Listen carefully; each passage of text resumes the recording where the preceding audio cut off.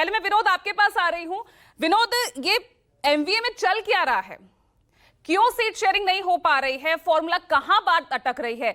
यहां पर महायुति की तरफ से तो 99 सीटों पर घोषित कर दी गई बीजेपी के कैंडिडेट्स। देखिए, साफ तौर पर महाविकास आघाड़ी में यह दिख रहा है कि ज्यादा से ज्यादा सीटें अपने पाले में कैसे आए और ज्यादा से ज्यादा सीटों पर विजयी होकर सीएम हमारी पार्टी का बने, इसके लिए ये सारी मारामारी यहां पर हमें दिख रही है। हालांकि ये कहा यह जा रहा था कि पर्दे के पीछे कि सब कुछ सही चल रहा है, जल्द ही सीट शेयरिंग हो जाएगी, लेकिन भारतीय जनता पार्टी ने अपने उम्मीदवारों की पहली सूची लाकर वहां पर उन्होंने सबसे आगे वो बढ़ चुके हैं। आज शिंदे गुट की भी 50 उम्मीदवारों की सूची वहां पर आने वाली है। देखिए, यहां पर कांग्रेस और शिवसेना यूबीटी में जबरदस्त ठनी हुई यहां पर नजर आ रही है। यहां पर किशोर तिवारी आज लाइव में बैठे हैं। किशोर तिवारी जी को पता होगा कि विदर्भ की सीटों को लेकर ये यहां पर दिक्कत चल रही है। शिवसेना का यह कहना है कि अमरावती और रामटेक ये 2 लोकसभा हमने कांग्रेस को दी थी और वहां पर कांग्रेस विजयी हुई थी। अब इसके एवज में 12 सीटें हमें वहां पर चाहिए। लेकिन सबसे बड़ी बात, जो 12 सीटें ये मांग रहे हैं ना, उन 12 सीटों पर न कांग्रेस का एक उम्मीदवार विजयी हुआ है 2019 में, न शिवसेना यूबीटी का। यहां पर बीजेपी और निर्दलीय उम्मीदवार वहां पर जीते हैं और इन सीटों को लेकर, 12 सीटों को लेकर यहां पर माथापच्ची चल रही है, मान मनोबल चल रहा है, नाराजगी चल रही है। इनमें से अधिकतर सीटें विदर्भ की है। मैं एक नजर आपको बताना चाहता हूं। आरमोरी, गढ़चिरौली, गोंदिया, भंडारा, चिमूर, बल्लारपुर, चंद्रपुर, रामटेक, कामठी, दक्षिण नागपुर, अहेरी, भद्रावती, वरोरा, ये जो सभी सीटें हैं ना, इन सीटों में से अधिकतर सीटों पर भारतीय जनता पार्टी और निर्दलीय उम्मीदवार है।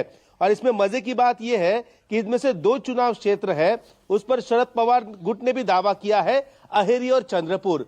तो देखिए, इस प्रकार से पेच फंसा हुआ है। कल आपने देखा कि कांग्रेस की स्क्रीनिंग कमेटी की बैठक भी इसकी वजह से टल गई।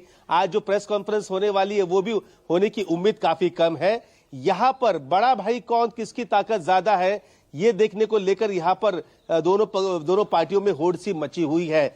जाहिर सी बात है, उद्धव ठाकरे को लगता है कि मेरे साथ जो हुआ, यानी शिवसेना पार्टी को जो तोड़ा गया, तो कहीं ना कहीं लोगों की सिंपत्ति मेरे साथ है और इसके वजह से उन्हें ज्यादा सीटें वहां पर चाहिए। चुनाव में अच्छा परिणाम वो लाने की कोशिश वहां पर करने की एक वो तैयारी कर रहे हैं। लेकिन एक बात तो ये है, ये सच है, किशोर तिवारी माने ना माने, शिवसेना यूबीटी जो पार्टी है हमेशा सिंपत्ति पर आगे बढ़ती हुई हमेशा महाराष्ट्र में नजर आ रही है। इस बार भी कोई विजन नहीं है, लेकिन हाँ, गद्दार, सिंपत्ति और इसके बलबूते वो जीतना चाहती है। साथ में शरद पवार की पार्टी भी है, कांग्रेस भी है।